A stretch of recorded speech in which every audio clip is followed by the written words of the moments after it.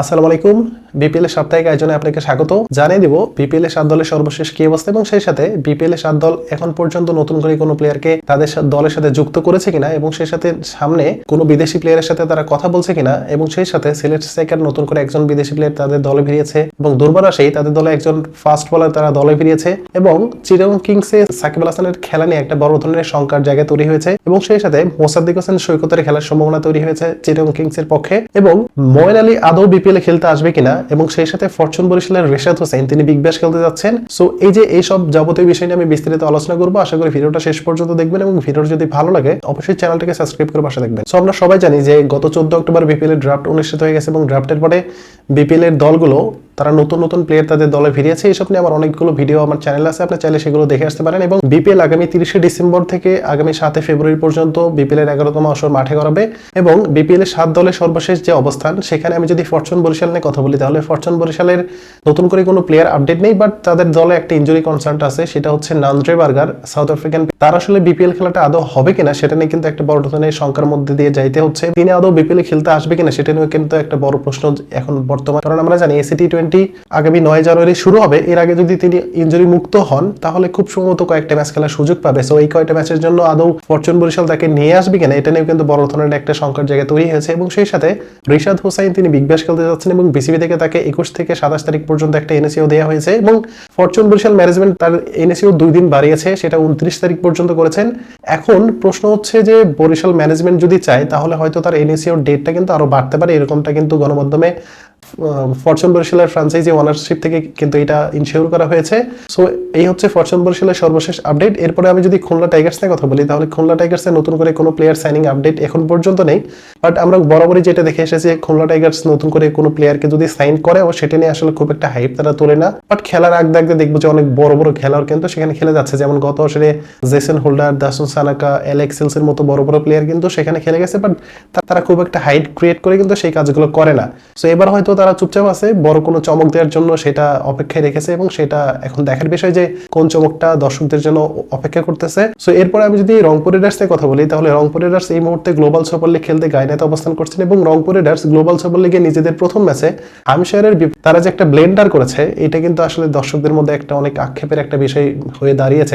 হামশায়ারের বিপক্ষে 130 অথবা 130 উপরে একটা টার্গেটে তারা চেস করতে নেমে একটা সময় 24 বলে 17 রান দরকার হয় দলের এবং সেখানে 6টা উইকেট হাত। সেইখান থেকে রংপুর রাইডার্স মূলত ম্যাচটা সুপার ওভার পর্যন্ত নিয়ে যায় এবং সুপার ওভারে যে গিয়ে কিন্তু তারা ম্যাচটা হেরে যায়। সো এটা নিয়ে রংপুর রাইডার্স দর্শকদের মধ্যে কিন্তু একটা ক্ষোভের সৃষ্টি হয়েছে যে এরকম একটা ইজি ম্যাচ কিভাবে হারতে হয় এটা কিন্তু কারোই বোধগম্য হয়নি এবং রংপুর রাইডার্স নতুন করে বিপিএল নিয়ে কোনো আপডেট নেই যেহেতু তারা গ্লোবাল সুপার লিগে এই মুহূর্তে পুরো মনোযোগ। সো রংপুর রাইডার্স এর সর্বশেষ আপডেট হচ্ছে এইটা। সো এরপর যদি আমি সিলেট স্ট্রাইকার্স এর কথা বলি তাহলে সিলেট স্ট্রাইকার তাদের দলে একজন নতুন বিদেশি প্লেয়ারকে দলে ফিরেছেন এবং তিনি মূলত ইউএস এর ক্রিকেটার এবং তিনি অ্যারন জোন্স এবং অ্যারন জোন্সকে মূলত সিলেট স্ট্রাইকার্স এর মিডল অর্ডারের ভরসা হিসেবে তাকে কিন্তু দলে ফিরিয়েছে এবং সিলেট স্ট্রাইকার্স এর এই স্কোয়াড নিয়ে আমি অনেকগুলো ভিডিও বানিয়েছি, আপনি চাইলে সেই ভিডিওগুলো দেখে আসতে পারেন। সো সেখানে আমি অনেকবারই বলেছি যে সিলেট স্ট্রাইকার্স এর ওপেনিং ব্যাটসম্যান ভালো আছে, দেন তাদের পেস বোলারও ভালো আছে বা স্পিন ডিপার্টমেন্টটাও মোটামুটি চলে আর কি, কিন্তু তাদের যে মিডল অর্ডার এবং তাদের পেস বোলিং অলরাউন্ডার সেকশনটা কিন্তু এখন পর্যন্ত খালি ছিল। তো সিলেট স্ট্রাইকার শেষ পর্যন্ত তারা তাদের যে মিডল অর্ডারে যে একটা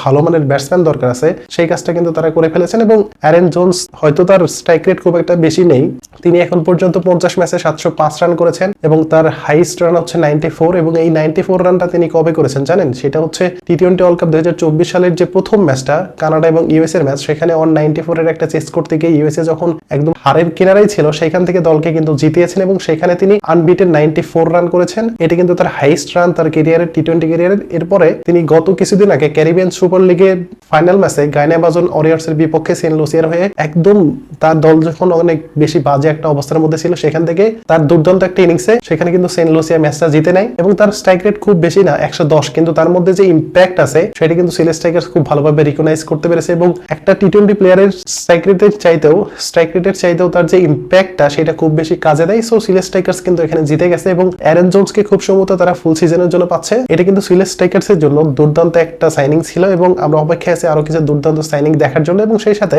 রিস্টপ লিগে নিয়ে একটা ইনজুরি প্রবলেমের মধ্যে দিয়ে যাইতে হচ্ছিল সিলেট স্ট্রাইকার্স কর্তৃপক্ষকে এবং তারাও কনফিউশনে ছিল বা দর্শক যারা ছিল তারও কিন্তু একটা কনফিউশনের মধ্যে দিয়ে যাইতে হয়েছে যে আসলে আদৌ রিস্টপ লিগ বিপিএল এ খেলতে আসতে পারবে কিনা, কারণ তার যে ইনজুরিটা সেটা একটা সময় আমরা খুব খুবই সিরিয়াসলি ভাবে দেখেছিলাম যে তিনি হয়তো সামনে 3-4 মাস ক্রিকেট খেলতে পারবেন না, কিন্তু তিনি লাকিলি তার অত বড় ধরনের কোনো ইনজুরি হয়নি। এখন তিনি টি10 এ ম্যাচ খেলে যাচ্ছেন। সো বিপিএল হয়তো তাকে ফুল সিজন পাওয়া না গেলেও বাট শুরুর দিকে তাকে কিন্তু সিলেট স্ট্রাইকার্স পাচ্ছে, এটা কিন্তু নিশ্চিত করে বলা যায়। এই হচ্ছে সিলেট স্ট্রাইকার্স এর সর্বশেষ আপডেট। সো এরপর যদি আমি দুর্বার রাজশাহী নিয়ে কথা বলি, তাহলে দুর্বার রাজশাহীর যে স্কোয়াডটা সেটা নিয়ে কিন্তু মানুষের মধ্যে অনেক বড় ধরনের একটা আক্ষেপ ছিল, অনেক সমালোচনা হয়েছে এই স্কোয়াডটা নিয়ে।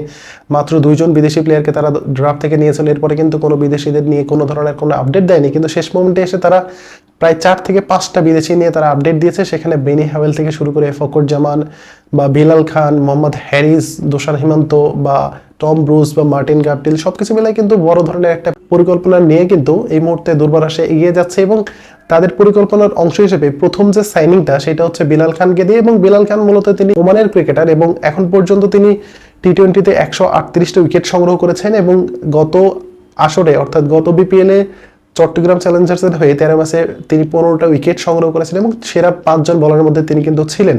সো এটা কিন্তু দুর্বার রাজশাহীর জন্য দুর্দান্ত একটা চয়েস ছিল, কারণ আমরা সবাই জানি যে দুর্বার রাজশাহীতে এখন পর্যন্ত যতগুলো পেসার আছে এর মধ্যে তাসকিন আহমেদ, শফিল ইসলাম, লাহিরু সামারকন বাদে ভালো মানের কিন্তু কোনো পেসার এখন পর্যন্ত ছিল না। সো বিলাল খানকে দলে ফেরানোর মাধ্যমে তাদের পেস লাইনটাও মোটামুটি কিন্তু একটু শক্তিশালী করে ফেলেছে এবং সামনে হয়তো কিছু ভালো মানের বিদেশি প্লেয়ারকে আমরা পেতে যাচ্ছি। সেগুলো হয়তো সেটা খুব সম্ভবত আগামী 1-2 দিনের মধ্যে সেটা দুর্বার রাজশাহী অফিসিয়ালি ঘোষণা করতে পারে।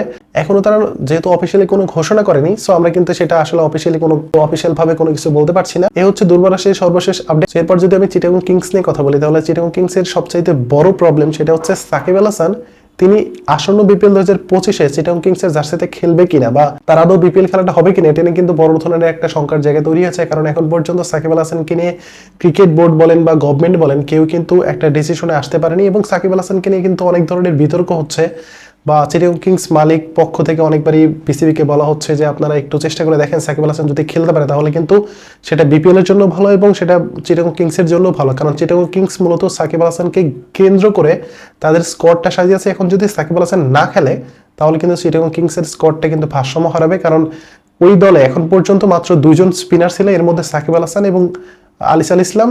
যদি সাকিব আল হাসান না খেলে তাহলে কিন্তু তাদের স্পিনার সংখ্যাটা কিন্তু অনেক ছোট হয়ে যাবে। এখন বাধ্য হয়ে লোকাল কোনো ক্রিকেটারকে তাদের দলে কিন্তু ফেরাতে হবে এবং বাধ্য হয়ে যদি লোকাল কোনো ক্রিকেটার দলে ফেরায় সেটা অবভিয়াসলি মোসাদ্দেক হোসেন সৈকত। সামির কাদের চৌধুরী চিটাগং কিংসের মালিক তিনি গণমাধ্যমে বলেছেন এবং একটা ইঙ্গিত দিয়েছেন যে সাকিব আল হাসানের অল্টারনেটিভ প্লেয়ার তো আমরা কোথাও পাবো না, সেটা সারা বাংলাদেশ বলেন বা বিশ্ব বলেন কোথাও কিন্তু সাকিব আল হাসানের পরিবর্তে প্লেয়ার আমরা পাবো না, কিন্তু ওই লেভেলের যদি কোনো ক্রিকেটারকে আমরা দলে ফেরাতে পারি সেটা কিন্তু আমাদের জন্য অনেক বেশি ভালো হবে, সেটা অবভিয়াসলি লোকাল। সো আমার যেটা মনে হচ্ছে যে সাকিব আল হাসানের যে ক্যাটাগরি অলরাউন্ডার ক্যাটাগরি সেটা আসলে এই মুহূর্তে বিপিএল এ এখন পর্যন্ত বিক্রি হয়নি বা অবিকৃত আছে, তিনি হচ্ছেন মোসাদ্দেক হোসেন। সো খুব সম্ভবত সাকিব আল হাসান যদি বিপিএল এ খেলতে না পারে তাহলে চিটাগং কিংসের জার্সিতে আমরা মোসাদ্দেক হোসেন সৈকতকে দেখতে পারবো। সো এই হচ্ছে 7 দলের সর্বশেষ আপডেট এবং আপনাদের যদি কোনো ধরনের কোনো কোশ্চেন থাকে বা কোনো ধরনের যদি মতামত থাকে বা আপনাদের কোনো কিছু যদি জানার থাকে বা আপনাদের মন্তব্য থাকে সবকিছু কিন্তু আপনি চাইলে কমেন্ট বক্সে জানাতে পারেন। ধন্যবাদ সবাইকে, আসসালামু আলাইকুম।